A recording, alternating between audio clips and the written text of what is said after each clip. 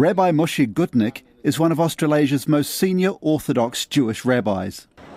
And it's here at Fonterra's Hautapu site just out of Cambridge that Rabbi Gutnick and a team of trained supervisors make sure the cheese produced at the plant is kosher. Kosher is the term used to describe food which complies with the strict dietary needs of Jewish people. Kosher itself is a way of life, a way of eating, which has its origins in the Bible and in Jewish tradition. The need for supervision is something that has come about as a result of necessity in order to protect the integrity of the product. Orthodox Jews such as Rabbi Gutnick aren't allowed to eat meat and dairy products at the same time, meaning the use of rennet, derived from animal products in the cheese-making process, isn't permitted. Our requirements stem from a problem that is more than 1,000 years old, but also exists today, and that is the substitution of kosher product with non-kosher product. For example, in some parts of the Middle East, in some parts of Australia, camel's milk is produced. Camel's milk is not kosher because a camel isn't kosher. And we require supervision that the milk that a person purchases is actually cow's milk and not camel's milk. The rabbi travels from Australia a number of times every year to inspect and audit Fonterra plants. His team includes supervisors from New Zealand's Jewish community who oversee kosher cheese production.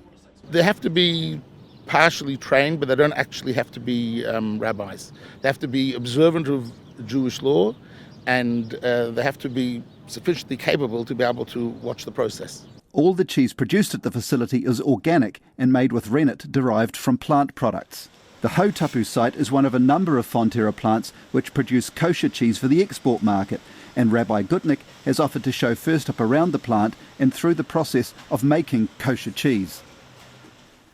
The start of the cheese-making process is of course the cows, whose milk is delivered to the plant in tankers containing up to 27,000 litres of raw milk. It is then transferred into huge storage vats and pasteurised. The milk is mixed with rennet extracted from plant fats as opposed to non-kosher animal-based fat and left to coagulate in these massive vats. Kosher supervisors are in control of the rennet mixing process to ensure the integrity of the product. Once the milk is coagulated and the whey is separated, it is then pressed into 20-kilogram blocks and vacuum wrapped. The blocks of cheddar, depending on the fat content, will either be Colby, Tasty or Gouda cheese. Kosher cheese is made at Hautapu off and on through the year, and when production is in full swing, the site can process up to 4.2 million litres of milk per day. It varies from year to year. Last year, if I'm not mistaken, we had close to 20 days of cheese production.